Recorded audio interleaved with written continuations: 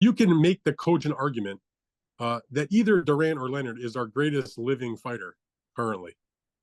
And Of course. obviously they have their fights together, but they both have massive accomplishment. But in terms of Sugar Ray Leonard, you know, my I divided up in who I was a fan of when I was a kid, and then when I became a more savvy boxing fan and became an adult, and even when I started to report about boxing.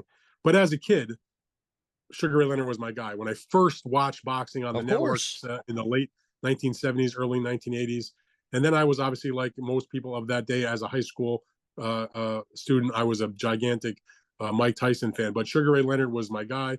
I remember remember the old like Inside Sports and Sport Magazine, which would come out every month. Of course, there was Sports Illustrated. I used to get all those magazines, and they would do a lot of boxing coverage. I always used to clip out the pictures of Ray Leonard and Of have them like course. hanging up on my bedroom door and that sort of thing. Um, but yeah, Ray Leonard, and let me tell you, 68 years old, but I still see him like do some videos. Still looks in great shape. One of the great joys of my career was the chance to get to know Ray, to meet him, to work with him as a broadcast partner when we did fights on Epics back in about 10, 12 years ago. And still see him every once in a while. I remember hanging out with him plenty of times on those shows.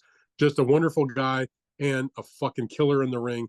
Just as big of a star as there was at that time. He was everywhere. Commercials, Yes. late night talk shows, cameo appearances in this show, cameos on that show, and in the ring, indomitable. I mean, one of the greatest fighters ever. And we talk a lot on this show because it's part of what we grew up with, the Four Kings fights with Ray and Roberto Duran and Tommy Hearns and Marvin Hagler.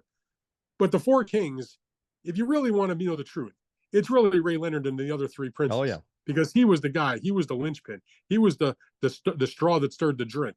He's why everybody wanted those fights, because he was the money man. of course. Everybody gravitated towards it. And if you take a look at the 9 fights that the Four Kings fought against each other, Sugar Ray Leonard was in most of them compared to anybody. He fought Duran 3 times, and he won Hearns twice, Hagler. Yeah, he won 4 of them. He's the only guy that won 4 of them. Duran won 1, and Hearns won 1. The draw aside with Leonard, and right. Hagler won 2. So, but the Four Kings don't exist without Sugar Ray Leonard. Agreed. That's what made it go. And happy birthday to Ray Leonard.